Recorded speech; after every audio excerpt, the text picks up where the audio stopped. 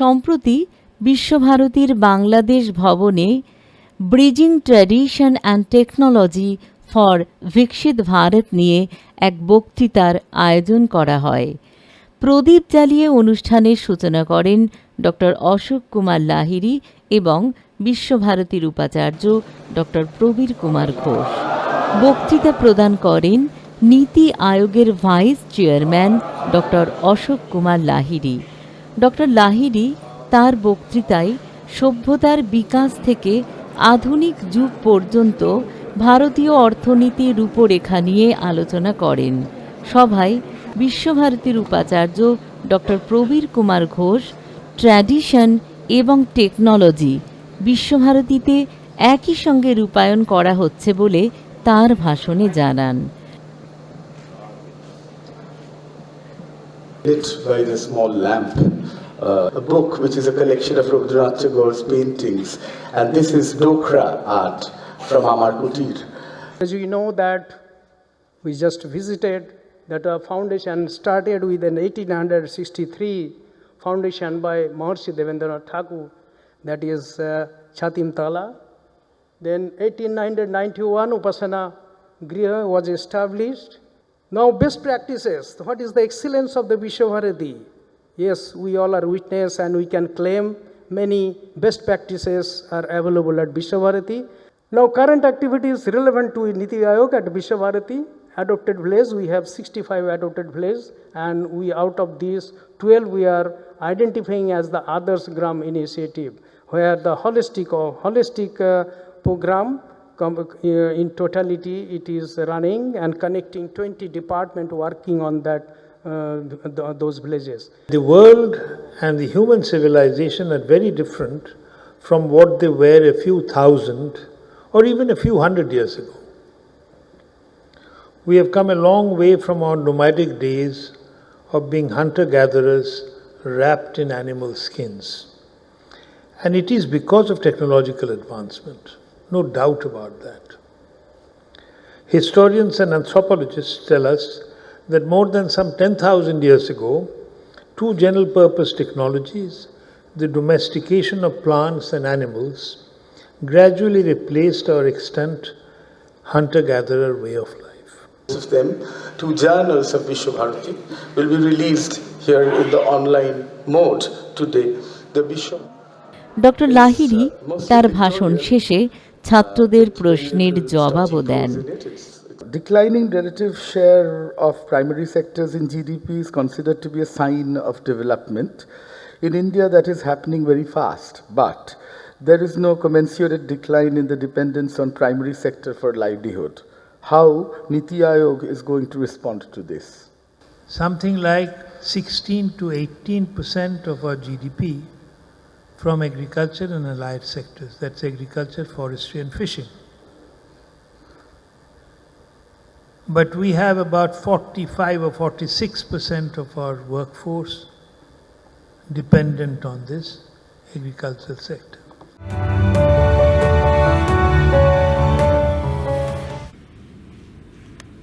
বিশ্বভারতীর উদ্যোগে লিপিকা অডিটোরিয়ামে আয়োজিত হল একটি স্বাস্থ্য সচেতনতামূলক বক্তৃতা সভা ও সাংস্কৃতিক সন্ধ্যা। অনুষ্ঠানে স্বাস্থ্য সম্পর্কে সচেতনতা বৃদ্ধির পাশাপাশি সংস্কৃতির মাধ্যমে শিক্ষার্থীদের অনুপ্রাণিত করার উদ্যোগ নেওয়া হয়। অনুষ্ঠানের আনুষ্ঠানিক সূচনা করেন বিশ্বভারতীর উপাচার্য ডক্টর প্রবীর কুমার ঘোষ। তিনি বলেন, ভবিষ্যতেও বিশ্বভারতীর এই ধরনের স্বাস্থ্য সচেতনতামূলক আলোচনা সভার আয়োজন অব্যাহত রাখবে। অনুষ্ঠানে থ্যালাসেমিয়া বিষয়ক বক্তব্য রাখেন ডক্টর শুভজিৎ রায়। তিনি রোগটির কারণ, প্রতিরোধ, সচেতনতার গুরুত্ব এবং সময়মতো পরীক্ষার প্রয়োজনীয়তা নিয়ে বিস্তারিত আলোচনা করেন। অন্যদিকে আয়ুর্বেদের গুরুত্ব ও আধুনিক জীবনে এর প্রাসঙ্গিকতা নিয়ে বক্তব্য রাখেন ডক্টর দেবব্রত সেন। তিনি সুস্থ জীবনযাপনে আয়ুর্বেদ ভিত্তিক জীবনধারার বিভিন্ন দিক তুলে ধরেন। Now today I think we have three aspects One is very serious. We never call it a disease. The thalassemia is not a disease, but it is an inherited blood disorder. We all understand. একটা সময় ছিল যখন প্রায় 100% মানুষ যারা thalassaemia নিয়ে জন্মাতো তারা 10-12 বছরের বেশি বাঁচতো না, মানে তাদের আয়ু গড়ে 10 থেকে 12 বছর অবধি ছিল। কিন্তু ক্রমে ক্রমে চিকিৎসা বিজ্ঞানের উন্নতিতে আজকে কিন্তু তারা বাঁচছে। বক্তৃতা পর্ব শেষে আয়োজন করা হয় মনোজ্ঞ সাংস্কৃতিক সন্ধ্যার। শরৎ পরিবেশন করেন সুদেষ্ণা ভট্টাচার্য এবং কথক নৃত্য পরিবেশন করেন সুপ্রভা মুখার্জি।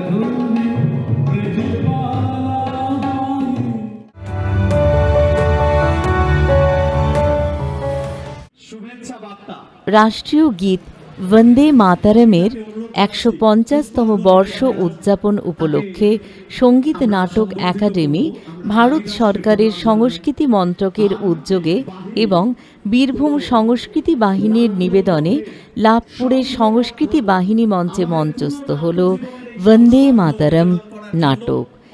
এই অনুষ্ঠানে উপস্থিত ছিলেন লাভপুরের বিধায়ক দেবাশিস ওঝা, রামপুরহাটের বিধায়ক ধ্রুব সাহা, সাঁইথিয়ার বিধায়ক কৃষ্ণকান্ত সাহা, ভারত সেবাশ্রম সংঘের বোলপুর মূলক শাখার শান্তি মহারাজ সহ বিশিষ্ট অতিথিরা। দেশাত্মবোধ, ইতিহাস ও সংস্কৃতির মেলবন্ধনে নির্মিত এই নাটক দর্শকদের মন জয় করে নেয়।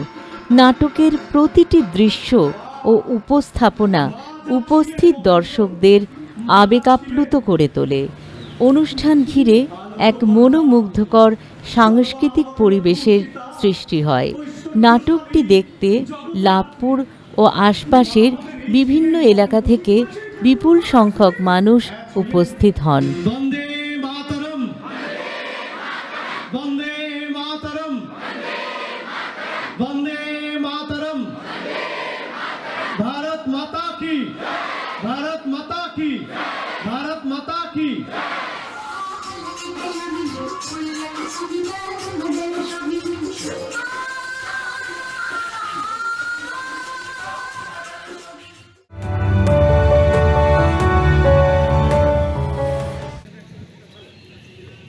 বোলপুর সংলগ্ন কেন্দ্রডাঙ্গালে অবস্থিত সিকম স্কিলস ইউনিভার্সিটির অভ্যন্তরীণ ও গুণমান নিশ্চিন্তকরণ সেল IQAC এবং স্কুল অফ ফার্মেসির উদ্যোগে বায়োসিমিলার উৎপাদন ও ভ্যাকসিন উন্নয়ন বিষয়ক একটি আন্তর্জাতিক সেমিনার অনুষ্ঠিত হল।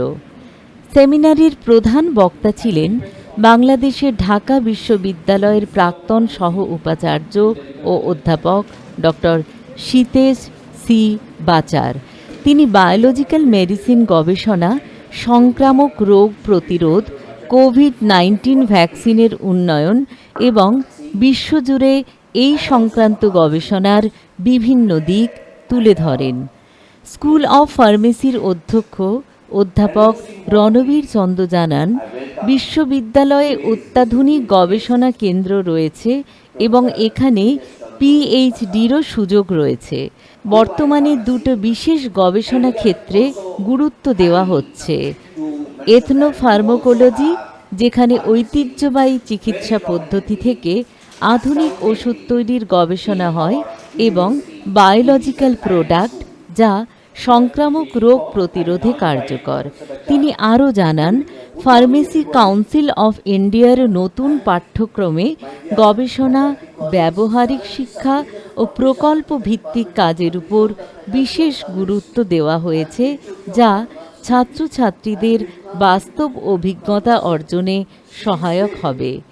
অনুষ্ঠানে উপস্থিত ছিলেন সিকম স্কিলস ইউনিভার্সিটির সহ উপাচার্য গবেষণা অধ্যাপক doctor Pranab Kumar Dan, coordinator doctor Amit Shankar Saha, বিশ্ববিদ্যালয়ের লাইব্রেরিয়ান ডক্টর শাশ্বতী পাল চৌধুরী সহ বিশ্ববিদ্যালয়ের শিক্ষক, গবেষক এবং বিশিষ্ট ব্যক্তিবর্গ।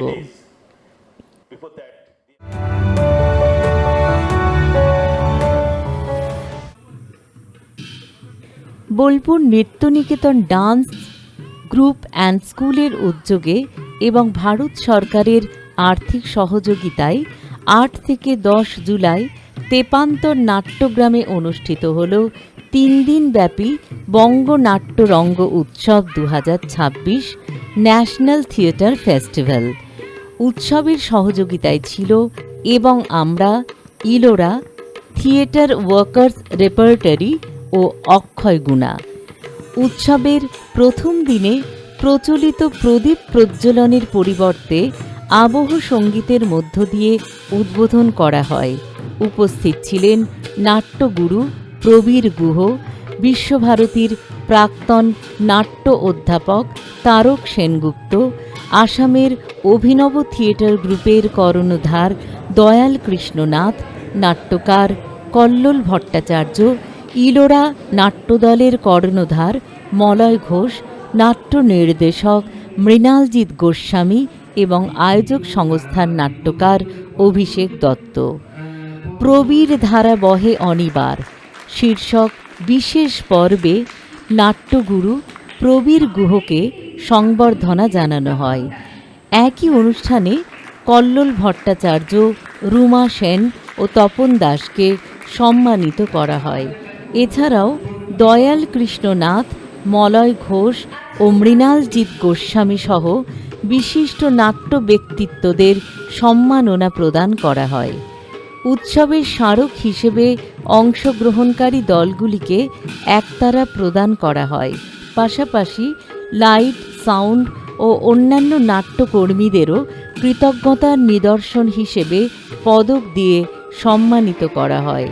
3 দিনের এই জাতীয় নাট্যোৎসব নাট্যচর্চা, সাংস্কৃতিক বিনিময় এবং সর্বভারতীয় ঐক্যের এক অনন্য মঞ্চ হয়ে উঠেছে বলে মত অংশগ্রহণকারীদের।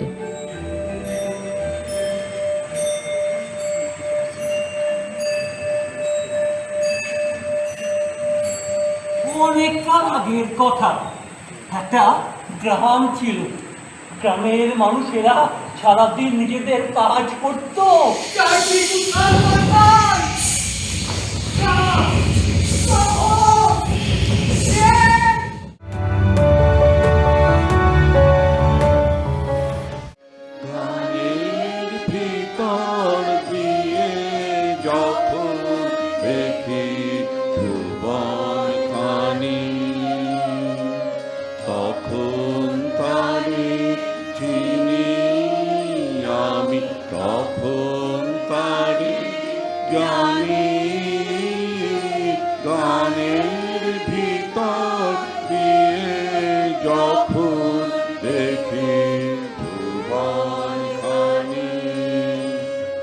সম্প্রতি সমবেত শান্তিনিকেতনের গুরুকুলে রবীন্দ্রসঙ্গীতের একটি অনুষ্ঠান আয়োজন করে।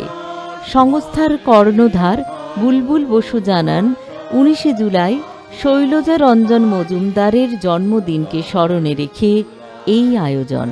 আমরা যদি হিসেব করে দেখি, 25শে বৈশাখ রবীন্দ্রনাথের জন্মদিন এবং 22শে শ্রাবণ ওনার প্রয়াণ দিন, মাঝখানে ঠিক 3টে মাসের তফাৎ। তো আমরা ঠিক করলাম যে জন্ম এবং প্রয়াণ এটার মাঝামাঝি একটা সময়ে রবীন্দ্রনাথকে স্মরণ করব। আবার বিবর্তনের পথে পা বাড়ালেন কবি। এক সময় মনে হলো যে কথা দিয়েই ভাবকে প্রকাশ করা যায় না, শুধুমাত্র কথাই সর্বস্ব নয়। কি বললেন তখন? তখন বললেন, বাক্য যেখানে শেষ হয়েছে সেইখানে গানের আরম্ভ। সেটিও খুব অদ্ভুত। এক সময় বললেন কথার আবেদনই মুখ্য, আবার কিছুকাল পরে তার মত পরিবর্তিত হলো, বাক্য সেখানে শেষ হয়েছে, সেখানে গানের আরম্ভ। কিংবা বললেন গান নিজের ঐশ্বর্যেই বড়, বাক্যের দাসত্ব সে কেন করবে? আমাদের মনে হতে পারে যে রবীন্দ্রনাথ বুঝি এই মতেই উপনীত হলেন, স্থিত হলেন।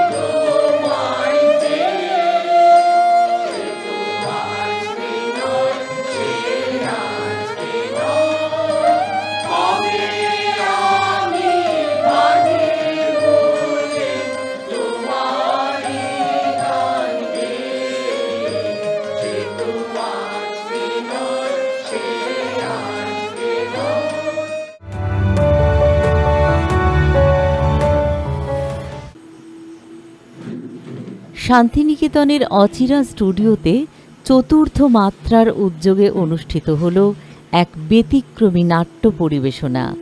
গত প্রায় ৮ বছর ধরে প্রতি মাসের প্রথম ও তৃতীয় শনিবার নিয়মিতভাবে নাট্যচর্চা করে আসছে চতুর্থ মাত্রা। সেই ধারাবাহিকতায় এবার আইলজি প্র্যাক্সিস ও বন্ধুদের উপস্থিতিতে মঞ্চস্থ হয় মেমোরি বাজার এবং নীরবতার জ্যাজ। সংগঠনের পক্ষ থেকে শান্তনু বন্দ্যোপাধ্যায় জানান, তারা শুধুমাত্র নাটক মঞ্চস্থ করেন না, নাট্যচর্চার সঙ্গে যুক্ত বিভিন্ন আনুষঙ্গিক শিল্প মাধ্যম নিয়েও নিরন্তর কাজ করে চলেছেন। অচিরা স্টুডিওতে শুধু চতুর্থ মাত্রার শিল্পীরাই নন, দেশ বিদেশের বিভিন্ন প্রান্তের নাট্যকর্মীরাও এসে নিজেদের সৃজনশীল কাজ উপস্থাপন করেন। এদিনের পরিবেশনায় নৈশব্দকে এক বিশেষ শিল্পভাষা হিসেবে উদযাপন করা হয়।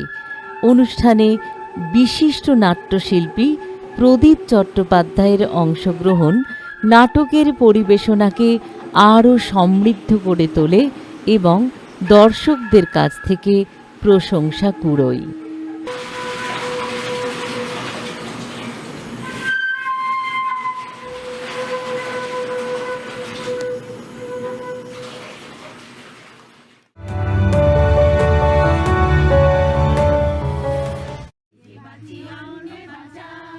বীরভূমের জয়দেব কেঁদুলির পুণ্যভূমিতে অবস্থিত শ্যামসখা আশ্রমে অনুষ্ঠিত হল 2 দিনের এক অভিনব বর্ষামঙ্গল ও বৃক্ষরোপণ উৎসব। বর্তমানে গাছ লাগিয়ে সেলফি তুলে সামাজিক মাধ্যমে ছবি পোস্ট করাই যেন অনেকের কাছে বৃক্ষরোপণের সমাপ্তি, কিন্তু সেই গাছের পরবর্তী পরিচর্যার দায়িত্ব কতজন নেন, সেই প্রশ্নই সামনে তুলে ধরল শ্যামসখা আশ্রম। এই অনুষ্ঠানে রাজ্যের বিভিন্ন প্রান্ত থেকে শতাধিক পরিবেশ প্রেমী মানুষ, বাউল, ফকির, সাধু, সন্ত এবং বিশিষ্টজনেরা উপস্থিত ছিলেন। কবি জয়দেবের পুণ্যভূমি যেন একদিনের জন্য পরিণত হয় পরিবেশ সচেতনতা ও লোকসংস্কৃতির এক মিলন মেলায়। অনুষ্ঠানে উপস্থিত ছিলেন বিশিষ্ট বাউল শিল্পী অনাথ বন্ধু ঘোষ, লক্ষণ দাস বাউল, গৌতম দাস বাউল, মুর্শিদাবাদ থেকে আগত আমানত ফকির, হালিম ফকির সহ বহু বাউল, ফকির ও সংস্কৃতিপ্রেমী মানুষ। বৃক্ষরোপণের পাশাপাশি বাউল ফকিরদের সঙ্গীত পরিবেশনায় মুখর হয়ে ওঠে গোটা আশ্রম প্রাঙ্গণ। মানুষ ভাবে যে সবুজ গাছ মানে আলাদা, প্রকৃতি আলাদা, কিন্তু না, গাছ দিলে আমি পাই, আমি দিলে গাছ পায়। এই যে সম্পর্কটাই হচ্ছে আসল সম্পর্ক। সেই সম্পর্কটাকে আধ্যাত্মিক দিক দিয়ে উত্তরণ করতে পারলেই আমার মনে হয় যে আজকে যে ধ্বংসলীলা চলছে, মানে উন্নয়নের নামে যেসব গাছ কাটার যে প্রক্রিয়া চলছে, সেটা বন্ধ হয়ে যাবে। এই আমার পাগলামো, এটা খাবো ওটা খাবো, এদেশে ঘুরে যাবো। বর্ষা মঙ্গলের আবহে প্রকৃতি, সঙ্গীত এবং পরিবেশ রক্ষার বার্তা এক সুতোয় গেঁথে উপস্থিত সকলকে মুগ্ধ করে এই ব্যতিক্রমী আয়োজন। সেই মতন বলবো রে মন উচিত।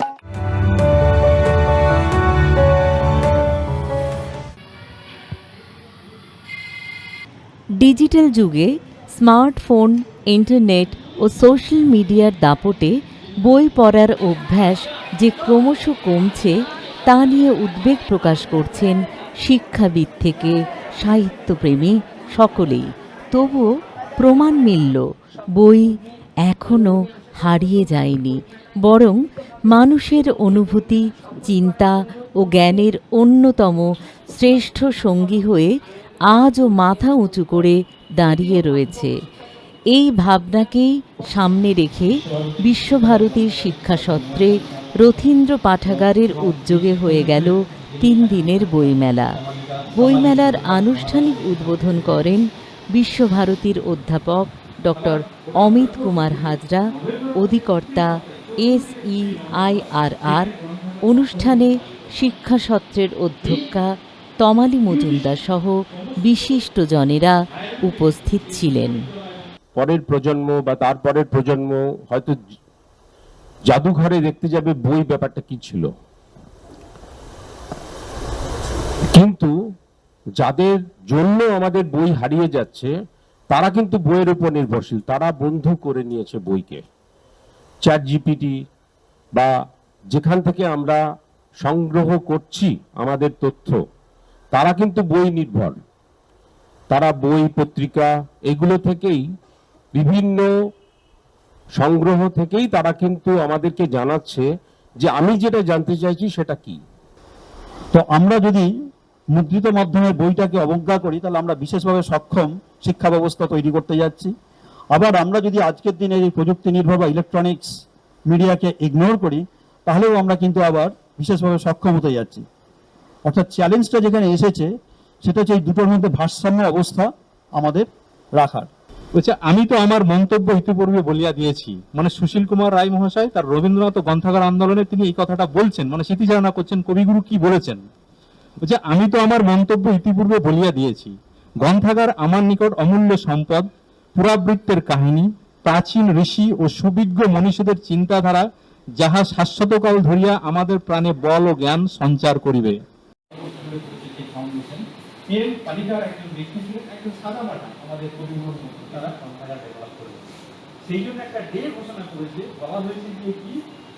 কলকাতার একাধিক নামী প্রকাশনা সংস্থা হাজার হাজার বই নিয়ে এই বইমেলায় অংশগ্রহণ করেন। বিভিন্ন বিষয়ের বই একসঙ্গে দেখে উচ্ছ্বসিত ও মুগ্ধ শিক্ষাসত্রের ছাত্রছাত্রীরা। বই হাতে নিয়ে পাতা উল্টানোর আনন্দ, নতুন বইয়ের গন্ধ আর জ্ঞানের নতুন দিগন্ত আবিষ্কারের উৎসাহ যেন বইমেলার প্রতিটি কোণে ধরা পড়ে।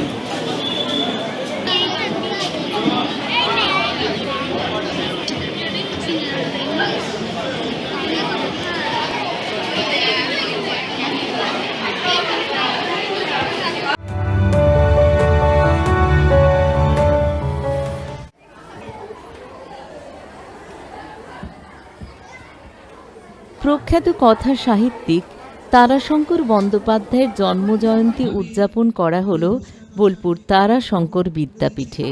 প্রতি বছরের মতো এবছরও শ্রদ্ধা ভক্তির সাথে এই দিনটি উদযাপন করা হয়। তারাশঙ্কর বন্দ্যোপাধ্যায়ের আবক্ষ মূর্তিতে মাল্যদান করে কচি কাঁচাদের নিয়ে নানান সাংস্কৃতিক অনুষ্ঠানের আয়োজন করা হয়।